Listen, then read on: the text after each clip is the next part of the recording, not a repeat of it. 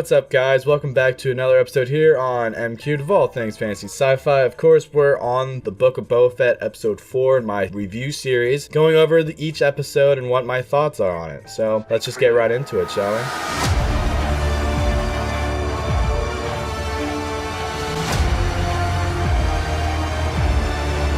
With episode 4, I like this episode actually quite a bit. It is primarily a flashback episode, which I dig. So most of it is Boba Fett, how we link him back to the modern timeline, where we first see him in season 1 of Mandalorian, where he's walking up to a hurt Fennec Shand. So it's literally, that's one of the first shots of this episode, which is cool. He's riding a bantha, and he loves this thing. We see Fennec Shand hurt, so he takes her to some guy who's played by Thundercat, puts in a bunch of like cybernetics inside of her to keep her alive. And she thanks him. She doesn't believe that he's Boba Fett because he's like, I am Boba Fett. And then he's like, I need my ship. And she's like, all right, I'll help you for payback. You know, you saved my life. So they break into Jabba'S palace at this point, not to kill Bib Fortuna yet, just to steal the Slave One. So they get the Slave One back. It's a cool sequence. I like it a lot. There's a lot of good action scenes. And then we see them escape on the Slave One. So he goes after the biker gang that he believes to have killed his Tusken friends. And he murks them all with the Slave One, which I think is dope. Ken, he thinks they're the ones who killed him because he's the one who robbed them of some bikes. Boba Fett realizes that his armor's not there, and he's like, alright. So he goes back to the Sarlacc pit to look for clues, or just in case his armor's there, but because of course he was knocked out and didn't realize Jabba'S took his armor. They get there and they think the Sarlacc's dead, but then it grabs a hold of the Slave One. I like that a lot. That whole sequence I think is dope because they're like freaking out. Like we get a lot of good like Boba and Fennec interactions in this episode, which is cool. I love this scene in particular because like the Sarlacc is just wrapped up all around the Slave One, and then she drops like the awesome grenade that goes,